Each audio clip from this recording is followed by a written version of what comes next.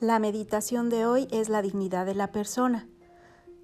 Reflexionaremos acerca de la grandeza, la dignidad de la persona humana, su dignidad como persona en el trabajo, los principios de la doctrina social de la Iglesia y cómo conseguir una sociedad justa. Del libro Hablar con Dios de Francisco Fernández Carvajal. Escuchemos. ¿Nunca habéis leído lo que hizo David cuando se vio necesitado y tuvo hambre él y los que estaban con él? Como entró en la casa de Dios en tiempos de Abiatar, sumo sacerdote, y comió los panes de la proposición, que no es lícito comer más que a los sacerdotes, y los dio también a los que estaban con él, y les decía: el sábado fue hecho para el hombre, y no el hombre para el sábado. Y a continuación Jesús les da todavía una razón más alta: el Hijo del Hombre es el Señor hasta del sábado. Todo está ordenado en función de Cristo y de la persona, también el descanso del sábado. Los panes de la proposición eran 12 panes que se colocaban cada semana en la mesa del santuario como homenaje de las 12 tribus de Israel. Los que se retiraban del altar quedaban reservados para los sacerdotes que atendían el culto. Iba Jesús atravesando un sembrado y los discípulos desgranaban algunas espigas para comerlas. Era un día de sábado. Los fariseos se dirigieron al maestro para que les llamara la atención, pues según ellos, no era lícito realizar aquel pequeño trabajo en sábado. Así por eso, Jesús salió en la defensa de los discípulos con el ejemplo de David. Todo está ordenado en función de Cristo y de la persona, también el descanso del sábado. La conducta de David anticipó la doctrina que Cristo enseña en este pasaje. Ya en el Antiguo Testamento, Dios había establecido un orden en los preceptos de la ley, de modo que los de menor rango ceden ante los principales. Así se explica que un precepto ceremonial, como era este de los panes, cediese ante un precepto de ley natural. El precepto del sábado tampoco estaba por encima de las necesidades elementales de la subsistencia. El Concilio Vaticano II se inspira en este pasaje para subrayar el valor de la persona por encima del desarrollo económico y social. Después de Dios, el hombre es lo primero. Si no fuera así, sería un verdadero desorden, como vemos desgraciadamente que ocurre con frecuencia. La humanidad santísima de Cristo arroja una luz que ilumina nuestro ser y nuestra vida, pues solo en Cristo conocemos verdaderamente el valor inconmensurable de un hombre. Cuando os preguntéis por el misterio de vosotros mismos, decía Juan Pablo II a numerosos jóvenes, mirad a Cristo, que es quien da sentido a la vida. Solo Él, ningún otro puede dar sentido a la existencia, y por eso no cabe definir al hombre a partir de las realidades inferiores creadas, y menos por su producción laboral o por el resultado material de su esfuerzo. La grandeza de la persona humana se deriva de la realidad espiritual del alma,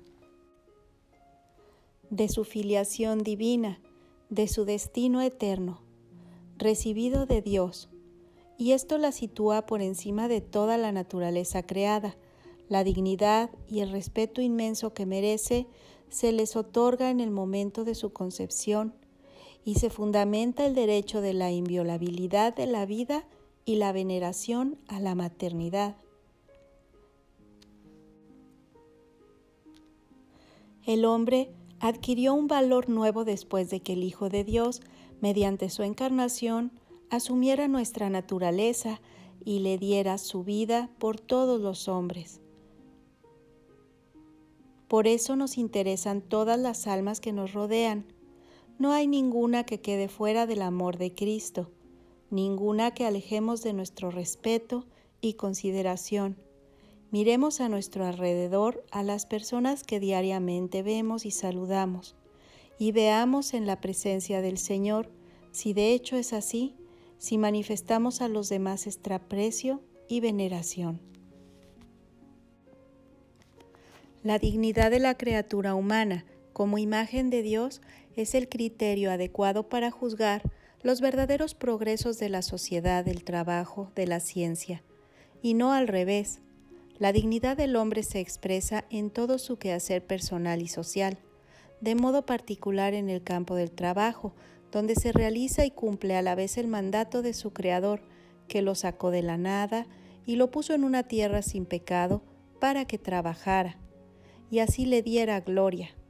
Por eso la Iglesia defiende la dignidad de la persona que trabaja y a la que se falta cuando se le estima solo en lo que produce, cuando se le considera que el trabajo es como una mera mercancía, valorado más la obra del obrero que el obrero mismo, el objeto más que el sujeto que lo realiza.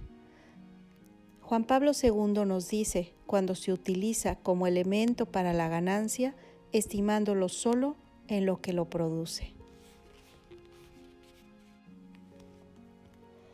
No se trata de una cuestión de formas externas, de trato, pues incluso con unos modos humanos cordiales puede atentarse contra la dignidad de los demás, si se les subordina a fines meramente utilitarios como el mecanismo, por ejemplo, para elevar la productividad y mantener la paz en la empresa.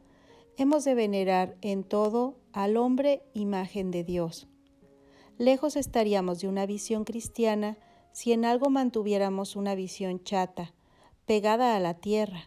Los indicadores más fieles de la justicia en las relaciones sociales no son el volumen de la riqueza creada ni su distribución.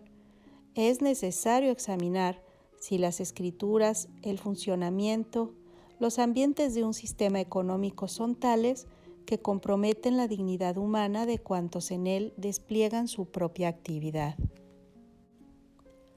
Hemos de tener presente que el criterio supremo en el uso de los bienes materiales debe ser el de facilitar y promover el perfeccionamiento espiritual de los seres humanos, tanto en el orden natural como en el sobrenatural, comenzando, como es lógico, por aquellos que los producen. La dignidad en el trabajo viene expresada en un salario justo, base de toda justicia social, incluso en el caso en el que se trate de un contrato libre, pues aunque el salario estipulado fuera conforme a la letra de la ley, eso no legitima cualquier retribución que se acuerde.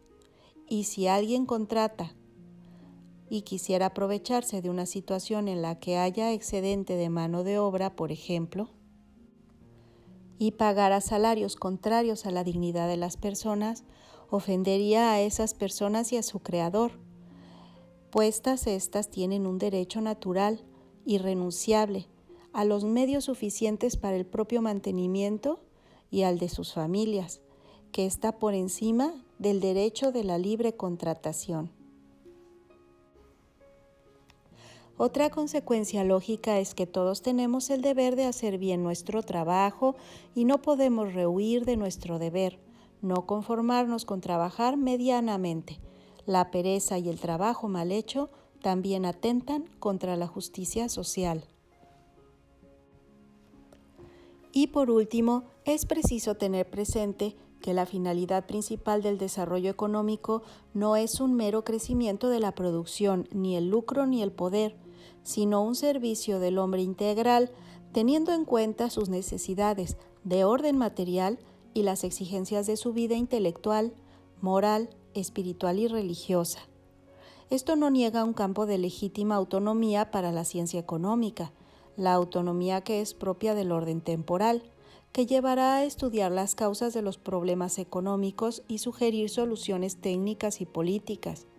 Pero estas soluciones deben someter siempre a un criterio superior, de orden moral, pues no son absolutamente independientes, autónomas, y no se ha de confiar en acciones puramente técnicas, como cuando nos encontramos con problemas que tienen su origen en un desorden moral.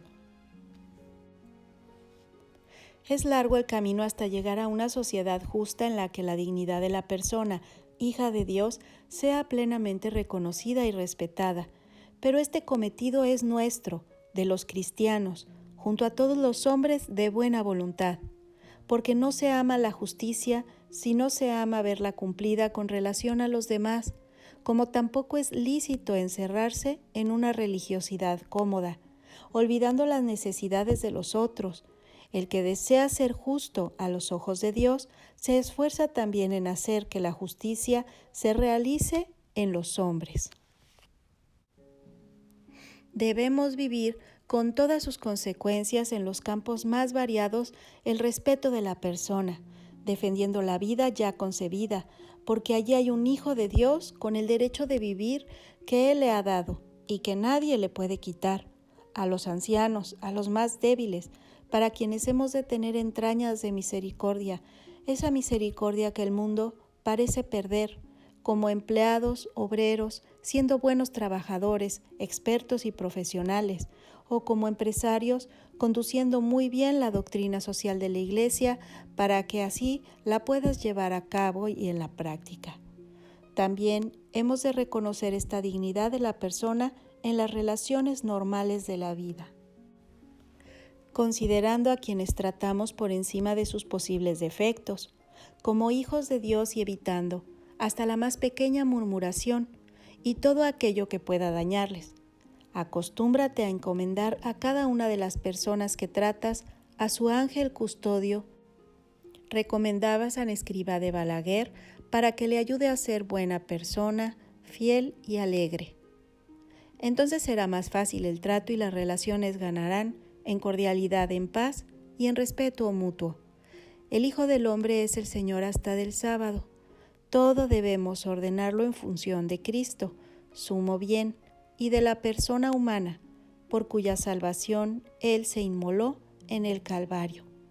Ningún bien terreno es superior al hombre. Que Dios te bendiga.